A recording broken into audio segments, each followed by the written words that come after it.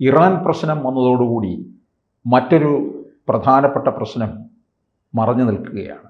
അതായത് പാകിസ്ഥാനും അഫ്ഗാനിസ്ഥാനുമായിട്ടുള്ള പ്രശ്നം വളരെ രൂക്ഷമായി നിൽക്കുന്ന ഒരു കാര്യമാണ്. അത് ചിത്രത്തിൽ നിന്ന് മാറിയോ യഥാർത്ഥത്തിൽ? ഇല്ല, ഏറ്റവും പുതുതായിട്ട് വന്ന വാർത്തകൾ ഇപ്പോൾ പാകിസ്ഥാൻ്റെ ആർമി ഹെഡ്ക്വാർട്ടേഴ്സ് സ്ഥിതി ചെയ്യുന്നത് റാവൽപിണ്ടിയിലാണ്, ഇസ്ലാമാബാദിലല്ല. റാവൽപിണ്ടിക്ക് തൊട്ടടുത്തുള്ള നൂർഖാൻ എയർബേസ് അഫ്ഗാൻ സേന തകർത്തു എന്നുള്ള വാർത്തയാണ് വരുന്നത്. തീക്കട്ടയിൽ ഉറുമ്പരിക്കുന്നു എന്ന് പറയുമ്പോൾ പോലെ ആർമി ഹെഡ്ക്വാർട്ടേഴ്സിന് അടുത്ത് വരെ കയറി ഒരു എയർബേസ് തകർക്കുക എന്ന് പറയുമ്പോൾ സ്വന്തമായിട്ട് നേവി അവർക്കില്ല. ആർമി എന്ന് പറയത്തക്ക രീതിയിൽ കുറേ പ്രവർത്തകർ എന്ന് പറയുന്നതാണ് നല്ലത്. സോൾജേഴ്സ് എന്ന് പറയുന്നതിനേക്കാളും കുറേ പ്രവർത്തകരാണ് അവർക്കുള്ളത്. പ്രവർത്തകരും അന്ന് അമേരിക്കയെ ഉപേക്ഷിച്ചിട്ട് പോയ കുറച്ച് ടാങ്കുകളൊക്കെയാണ് അവരിലുള്ളത്. റഷ്യയിൽ നിന്ന് വാങ്ങിച്ചതും അല്ലാത്തതല്ല കുറേ ടാങ്കുകൾ മാത്രമാണ് അവരിലുള്ളത്. വിമാനങ്ങൾ എന്തിപ്പം കാമസാക്കി ഡ്രോണുകൾ ഉപയോഗിച്ചാണ് ആക്രമിച്ചതെന്നാണ് പറയപ്പെടുന്നത്. ഇവർക്ക് ഡ്രോണുകൾ കിട്ടുന്നുണ്ട്, ഡ്രോൺ ഉപയോഗിക്കുന്നുണ്ട്. മാത്രമല്ല അവർ ഷോൾഡർ ഫയറിംഗ് മിസൈലുകൾ ഉപയോഗിക്കുന്നുണ്ട്. പാകിസ്ഥാൻ്റെ വിമാനങ്ങളെ വീഴ്ത്തുന്നുണ്ട്. പാകിസ്ഥാൻ വളരെ ശക്തമായിട്ടുള്ള ഒരു തിരിച്ചടിയാണ് നേരിടുന്നത്. ഇത്രയും ശക്തമായിട്ടുള്ള ഇന്ത്യ അടിച്ചപ്പോഴത്തേക്കുള്ളതിനേക്കാളും കൂടുതൽ ശക്തി അവർക്ക് തോന്നുന്നത് അഫ്ഗാനിസ്ഥാൻ അടിക്കുമ്പോഴത്തേക്കാണ്. കാര്യം ഈ അഫ്ഗാനിസ്ഥാനും പാകിസ്ഥാനും തമ്മിലിടയ്ക്കുള്ള ഒരു ടെറൈനുണ്ട്. കൂടുതലും കുന്നുകളും താഴ്വരകളും നിറഞ്ഞാണ്. അവിടെയുള്ള യുദ്ധം അവർക്ക് മാത്രം അറിയാവുന്നതാണ്. അവർ വർഷങ്ങളായിട്ട് അതിൽ യുദ്ധം ചെയ്ത് പരിചയം സമ്പന്നരായ ഓരോ നൂക്കൻ കോർണർ അറിയാവുന്ന അഫ്ഗാൻ പടയാളികളോട് അല്ലെങ്കിൽ ഗറില്ല യുദ്ധ മുറകൾക്ക് ഏറ്റവും പ്രശസ്തമായ സ്ഥലമാണ് അഫ്ഗാൻ. അവരോട് ഏറ്റുമുട്ടുമ്പോഴത്തേക്ക് പാകിസ്ഥാന് മുട്ടുപറയ്ക്കുന്നു എന്നുള്ളതാണ് നമ്മുടെ MV ഗോവിന്ദൻ്റെ ഭാഷയിൽ പറഞ്ഞു കഴിഞ്ഞാൽ ചിലപ്പോൾ നിക്കറിൽ മുള്ളിക്കൊണ്ടിരിക്കുന്ന ഒരവസ്ഥയാണ് നമ്മൾ കാണുന്നത്. ഈ ഒരാഴ്ച നീണ്ടു നിൽക്കുന്ന യുദ്ധത്തിനിടയ്ക്ക് രണ്ട് ഭാഗത്തുനിന്നും ഒരുപാട് ആൾനാശം ഉണ്ടായിട്ടുണ്ട്.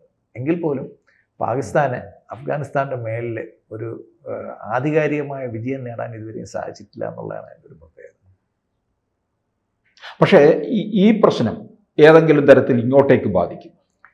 ഇല്ല, ഇപ്പോൾ പാകിസ്ഥാൻ പറയുന്നത് അഫ്ഗാനിസ്ഥാൻ്റെ കയ്യിൽ ഒന്നുമില്ല, അഫ്ഗാനിസ്ഥാൻ എന്ന് പറയുന്നത് ഇന്ത്യൻ പട്ടാളക്കാരാണ്, അതിൻ്റെ പുറകിലും ഇന്ത്യൻ ആയുധങ്ങളും ഇന്ത്യൻ പട്ടാളക്കാരും അവരുടെ റിസോഴ്സസുമാണ് അഫ്ഗാനിസ്ഥാൻ്റെ കയ്യിൽ എന്നാണ് പാകിസ്ഥാൻ ആരോപിക്കുന്നത്.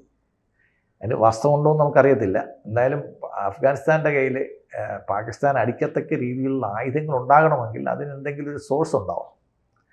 ഇപ്പോൾ പണ്ട് ആൾക്കാർ പറയുന്ന പോലെ ചത്തത് കീരിയനാണെങ്കിൽ കൊന്നത് ഭീമനായിരിക്കും എന്നുള്ളൊരു കൺസെപ്റ്റിലാണ് അവർ പറഞ്ഞു പോകുന്നത്.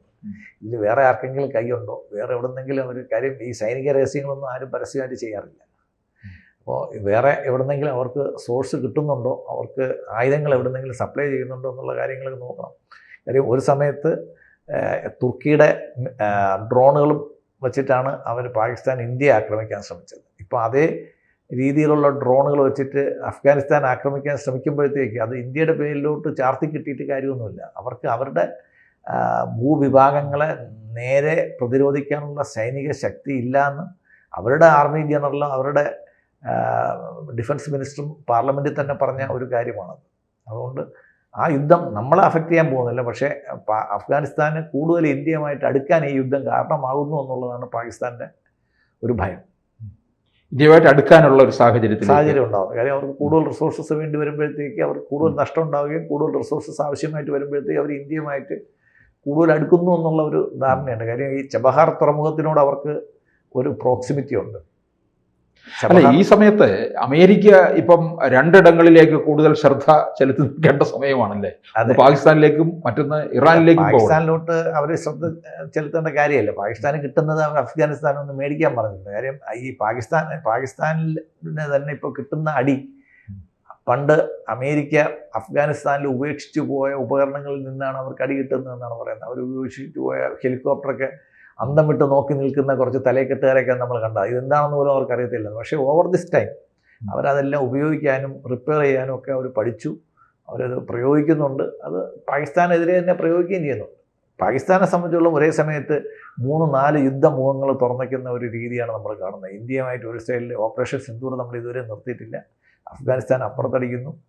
പിന്നെ അവർക്ക് ലോകത്തുനിന്ന് സഹായം ഒരിടവും കിട്ടുന്നുമില്ല, ഭക്ഷണത്തിന് പോലും അവർക്ക് നിവൃത്തിയില്ല. ഇവർ പട്ടാളക്കാരുടെ റേഷൻ പോലും വെട്ടിക്കുറച്ച ഒരു രാജ്യമായിട്ട് നമ്മളവരെ കാണുന്ന ഒരവസ്ഥയിലാണ് നിൽക്കുന്നത്. എന്തായാലും നമ്മുടെ അയൽവക്കത്ത് ഒട്ടും ശാന്തിയില്ല എന്നുള്ളത് നമ്മളെയൊക്കെ ബുദ്ധിമുട്ടിക്കുന്ന ഒരു കാര്യമാണ്. കൂനിന്മേൽ കുരു എന്ന് പറഞ്ഞ പോലെയാണ്. ഒരു ഏകദേശം ഒരു കെട്ടിപ്പൊക്കി കൊണ്ടുവന്നതാണ് നമ്മുടെ ബംഗ്ലാദേശ്. അത് ഏകദേശം ബംഗ്ലാദേശ് ഒരു സാഹസത്തിന് മുതിരില്ല എന്ന് തന്നെയാണ് നമുക്ക് മനസ്സിലാക്കാൻ കഴിയുന്ന കാര്യം. ഒരു തിരഞ്ഞെടുക്കപ്പെട്ട ഒരു ഗവൺമെൻറ് ഇല്ലാത്തത് കൊണ്ട് അന്നത്തെ അവിടുത്തെ അഡ്വൈസറുമായിട്ട് ഇന്ത്യ വലിയ രീതിയിലുള്ള നെഗോസിയേഷൻസ് ഒന്നും നടത്തിയിട്ടില്ലായിരുന്നു. പക്ഷേ പുതിയൊരു ഗവൺമെൻറ് വരികയും അതിൽ ജനങ്ങളാൽ തിരഞ്ഞെടുക്കപ്പെട്ട ഗവൺമെൻറ് ആണെങ്കിലും ഭൂരിപക്ഷം എങ്ങനെ വന്നു എന്നുള്ളത് വേറൊരു ചോദ്യമാണ്. എങ്കിൽ പോലും ബംഗ്ലാദേശ് ഗവൺമെൻറ്റുമായിട്ട് ഇന്ത്യ സഹകരിക്കുന്നത് വീണ്ടും പാകിസ്ഥാന് മറ്റൊരു ബുദ്ധിമുട്ടും കൂടെ ഉണ്ടാക്കുന്നുണ്ടെന്നുള്ളതാണ്. ഈ പശ്ചിമേഷ്യയിലെ പ്രശ്നം തന്നെ നമ്മുടെ രാജ്യത്ത് വലിയ ഒരു അശാന്തി പടർത്തിക്കൊണ്ട് നിൽക്കുകയാണ് ശരിക്കും, അല്ലേ? അതെ, നമുക്ക് സാമ്പത്തികമായിട്ടും മാനസികമായിട്ടും ഒക്കെ ഇന്ത്യക്ക് ഒരുപാട് ബുദ്ധിമുട്ടുണ്ട്. കാര്യം ഗൾഫ് മേഖലകളിലേക്ക് ആക്രമണം അല്ല, ഈ യുദ്ധത്തിൽ ഏർപ്പെട്ട അമേരിക്ക ആക്രമിക്കുന്ന, അമേരിക്ക സഹായം നൽകുന്ന അല്ലെങ്കിൽ പ്രൊട്ടക്ഷൻ നൽകുന്ന രാജ്യങ്ങളാണ് സൗദിയും UAE ഒക്കെ. അപ്പോൾ ഈ രാജ്യങ്ങളുമായിട്ട് ഇന്ത്യ ഈ സമയങ്ങളിൽ വളരെ നല്ല ബന്ധം പുലർത്തി വരുന്ന രാജ്യങ്ങളാണ്. അപ്പോൾ ഇവരെ ഇറാൻ ആക്രമിക്കുക എന്ന് പറയുമ്പോൾ ഇറാൻ നമ്മുടെ വേറൊരു ബന്ധുവും കൂടെയാണ്. അതെ, നമ്മുടെ ബന്ധുക്കൾ ഇതിന്റെ ഒരു നടുക്കടലിൽ ഈ രണ്ട് കൂട്ടരും നമ്മുടെ ബന്ധുക്കളാണ്. നമ്മളെ കുരുക്ഷേത്ര യുദ്ധം മാതിരിയാണ്. പരസ്പരം ബന്ധുക്കൾ തമ്മിലുള്ള യുദ്ധമാണ് നടക്കുന്നത്. അപ്പോൾ ഇതിനകത്ത് അമേരിക്കയെ നമുക്ക് ശാസിക്കാനും പറ്റത്തില്ല. കാര്യം ഇറാൻ ആക്രമിക്കുന്നത് നമ്മുടെ ബന്ധുരാജ്യങ്ങളെ തന്നെയാണ് ഇറാൻ ആക്രമിക്കുന്നത്. അപ്പം അത് നമുക്കൊരു ഒന്നും പറയാൻ പറ്റാത്തൊരവസ്ഥയിലാണ് നിൽക്കുന്നത്. ആകെ ഒരു കലങ്ങി മറിഞ്ഞ ഒരവസ്ഥ. പക്ഷേ അതിനകത്ത് ഏതെങ്കിലും തരത്തിലുള്ള ഒരു മാറ്റം നമ്മൾ ഏത് തരത്തിൽ പ്രതീക്ഷിക്കുന്നുണ്ട്? ഇങ്ങനെ ഇറാനിലേക്കുള്ള ഇവരുടെ ഒരു കയറ്റം, അവിടുത്തെ അവരുടെ ഒരു അജണ്ട എന്ന് പറയുന്നത്, നമ്മളിപ്പം പശ്ചിമേഷ്യയിലോട്ട് പോവുകയാണെങ്കിൽ ഈ ഖമനേയെ വധിക്കപ്പെട്ടു, ലൊക്കേറ്റ് ചെയ്തത് CIA ആണെങ്കിലും അദ്ദേഹത്തെ വധിക്കാനുള്ള പ്രിവിലേജ് അമേരിക്ക കൊടുത്തത് ഇസ്രായേലിനെയാണ്. കാര്യം അവിടെ ഈ ഹമാസ് ആയാലും ഹൂതികളായാലും അവിടെയുള്ള ഈ റിബൽസിനെ കംപ്ലീറ്റ് ഇസ്രായേലിനെതിരായിട്ടുള്ള എല്ലാ റിബലുകളെയും പ്രോത്സാഹിപ്പിച്ചുകൊണ്ടിരുന്നത് ഇറാനായിരുന്നു. പ്രത്യേകിച്ചും ഖമനേയിയായിരുന്നു. അപ്പം ഖമനേയിയെ ലൊക്കേറ്റ് ചെയ്ത് കൊല്ലാനുള്ള കാര്യം നമ്മൾ കണ്ടതാണ്. ഈ കഴിഞ്ഞ 10-20 വർഷത്തെ മൊസാദിൻ്റെ ഓപ്പറേഷൻസ് മുഴുവൻ കൂടുതലും കോൺസെൻട്രേറ്റ് ചെയ്തത് ഇറാനിലാണ്. പക്ഷേ അവർക്ക് അവിടെ ചില ജനറൽമാരെയും ചില നേതാക്കളെയൊക്കെ വധിക്കാൻ കഴിഞ്ഞു എന്നുള്ളത് കവിഞ്ഞ് ഖമനേയിയെ തന്നെ അവർക്ക് ഒന്നും ചെയ്യാൻ സാധിച്ചിട്ടില്ലായിരുന്നു. അപ്പോൾ ആ ദൗത്യം CIA ഏറ്റെടുക്കുകയും CIA ലൊക്കേറ്റ് ചെയ്തിട്ട് ഇന്ന സമയത്ത് ഇന്നടത്ത് മീറ്റിംഗ് നടക്കുന്നു എന്ന് പറഞ്ഞിട്ടുള്ള ലൊക്കേഷൻ അയച്ചു കൊടുക്കുകയും അവിടെ അവർ അറ്റാക്ക് ചെയ്യുകയും അദ്ദേഹത്തെ കൊല്ലുക ചെയ്തത്. അപ്പോൾ ആ യുദ്ധത്തിൻ്റെ അവരുടെ ആദ്യത്തെ ടാർഗറ്റ് അവർ അച്ചീവ് ചെയ്ത് കഴിഞ്ഞു. ഇസ്രായേലിൻ്റെ ടാർഗറ്റ് അവർ അച്ചീവ് ചെയ്ത് കഴിഞ്ഞു. അത് ഖമനേയിയെ വധിക്കുക എന്നുള്ളതായിരുന്നു. രണ്ടാമത്തെ ടാർഗറ്റ് അവിടെ ഒരു അധികാര മാറ്റം കൊണ്ടുവരികയും ഒരു പാവ ഗവൺമെൻറ്റിനെ വച്ചിട്ട് അവിടുത്തെ സർക്കാരിൻ്റെ ഒരു റിമോട്ട് കൺട്രോൾ എടുക്കുക എന്നുള്ളതും ട്രംപിൻ്റെ ഉദ്ദേശമാണ്. അപ്പോൾ ഇസ്രായേലിൻ്റെ റോൾ കഴിഞ്ഞ് ഇനി അടുത്ത് ട്രംപിൻ്റെ റോളാണ്. അത് ഏകദേശം അദ്ദേഹം പറഞ്ഞത് 4 ആഴ്ച വരെ യുദ്ധം നീണ്ടു നിൽക്കുമെന്നാണ് പറയുന്നത്. അപ്പോൾ ജനങ്ങളെ അവരുദ്ദേശിച്ച രീതിയിൽ ജനങ്ങളെ തെരുവിലിറക്കാൻ സാധിച്ചില്ല എന്ന് മാത്രമല്ല, ഈ ഖമനേയിയെ വധിച്ചത് കൊണ്ട് അദ്ദേഹത്തിൻ്റെ അനുയായികളും അദ്ദേഹത്തിൻ്റെ മരണത്തിൽ വിലപിക്കുന്നവരുമായവർ തെരുവ് കീഴടക്കുകയും ചെയ്യുന്ന ഒരു കാഴ്ചയാണ് കണ്ടത്. അപ്പം ട്രംപ് ഉദ്ദേശിച്ചതിനേക്കാളും വിപരീത ഫലമാണ് അത് ഉണ്ടാക്കിയെന്ന് വേണം നമ്മൾ മനസ്സിലാക്കാൻ. കൂടുതൽ വാർത്തകളും വിശേഷങ്ങളും നിങ്ങളിലേക്ക് എത്താൻ ABC മലയാളം സബ്സ്ക്രൈബ് ചെയ്യുക, ബെൽ ബട്ടണും അമർത്തുക.